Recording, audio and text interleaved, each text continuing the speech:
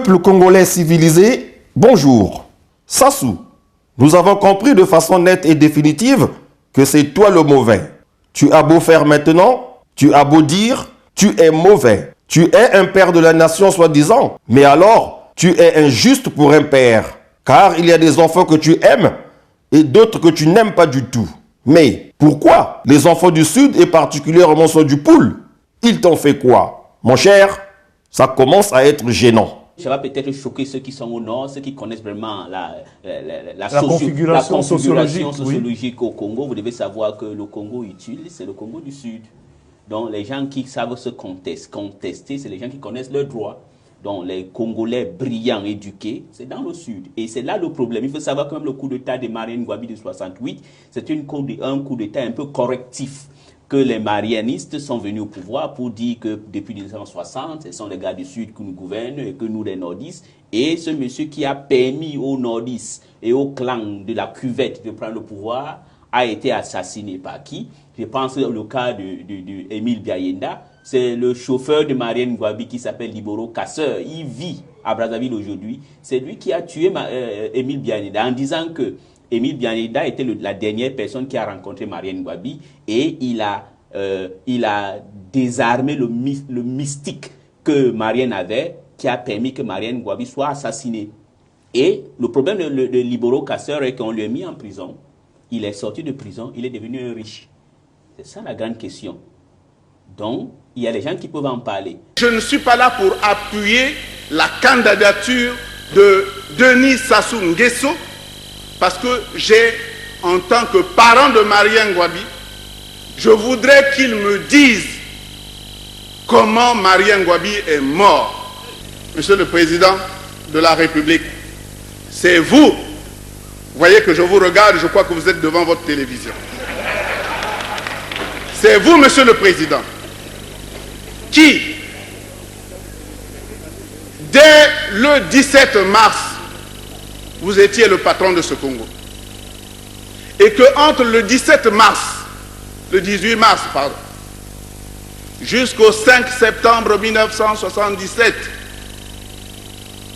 c'est vous tout seul, avec votre sécurité d'État, avec les services de la défense, la défense nationale, avez dirigé, coordonné, contrôlé l'enquête qui a permis par la suite de faire le procès Marien Ngouabi. Et je dis, Monsieur le Président, que s'est-il passé entre le 18 mars 1977 et le 5 septembre 1977? Qui contrôlait l'enquête? Qui a arrêté les gens? Qui les a interrogés?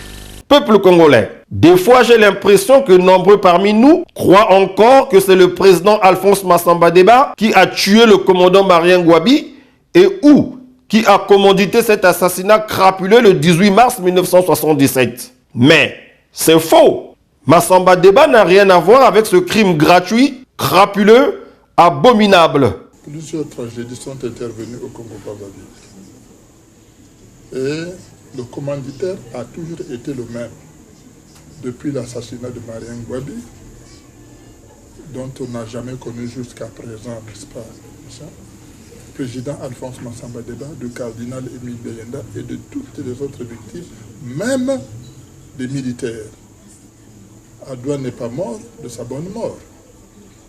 Le général Avoukou n'est pas mort de sa bonne mort. Le colonel Tati n'est pas mort de sa bonne mort. Ce sont des gens qui ont été éliminés parce qu'ils savaient beaucoup.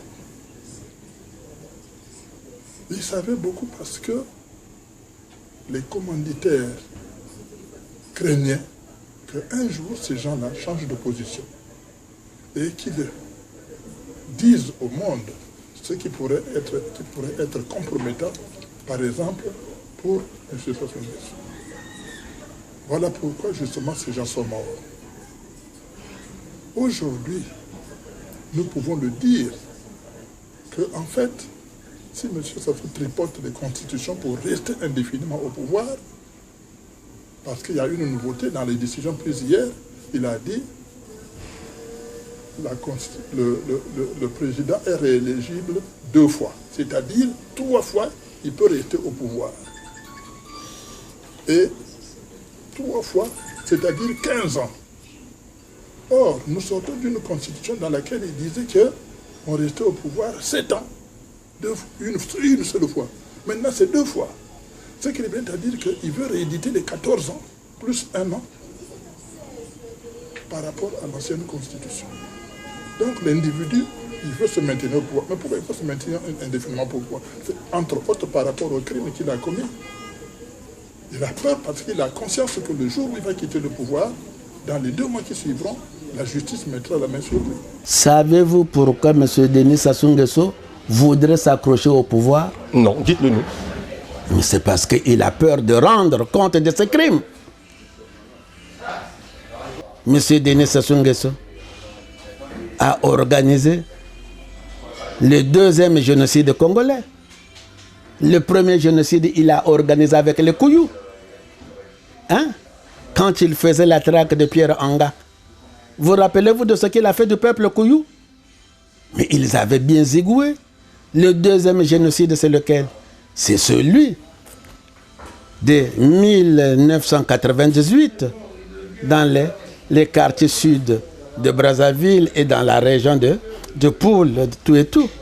Mais tout ça, il en a conscience.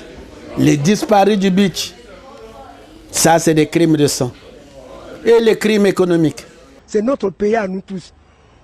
On ne peut pas prendre seulement les gens, le même parti et les autres. Le Congolais n'a jamais voulu la guerre. Le Congolais lui-même, il ne veut pas la guerre. Ceux qui aiment la guerre, je te dis maintenant, c'est le PCT. Le président avait 2 mandats. Pourquoi lui, il veut prendre 3? Le sort qui est réservé à Sassou Nguesso, ce n'est pas de négocier avec lui, mais c'est sa condamnation claire et nette. Et je ne pense pas qu'un dialogue, quel qu'il soit... Il y a quelques mois, il y a mon frère aîné Tungamani qui parlait souvent de dialogue à la sauce PCT. Mais que voulez-vous dialoguer avec quelqu'un qui a désormais l'usage des armes comme moyen de pression, comme moyen pour faire taire ses opposants? Non, il n'y a pas de négociation qui vaille. Et je suis sûr que le peuple congolais, déterminé, entend bien agir autrement que par des dialogues. C'est une farce, à moins de vouloir accoucher l'esclavage, parce qu'après, l'étape suivante sera l'esclavagisme. Nous pensions que jusqu'au 25 octobre, nous recherchions l'alternance démocratique. Le 26 commençait, nous considérons que le peuple congolais lutte désormais pour sa libération. Et une libération, ça se travaille, ça se construit. D'où ce concept de résistance. Une résistance parce que je considère que le peuple congolais ne veut pas voir ce monsieur continuer à gouverner. Le peuple congolais ne peut pas accepter de se laisser berner comme ça par un clan. Donc, la résistance citoyenne. Eh bien, moi, je dis, j'en appellerai beaucoup à mes frères congolais. Partout où ils sont, ils doivent empêcher ce monsieur de gouverner. Partout où ils sont, ils doivent agir pour leurs intérêts. Donc, je considère que, et puis je ne suis pas dupe, aucune dictature ne part de son plein gré. Et s'il le faut, je citerai la 3e strophe de notre hymne national. Les gens chantent les 2 premiers, mais 3e qui parle du sacrifice nécessaire pour le Congo.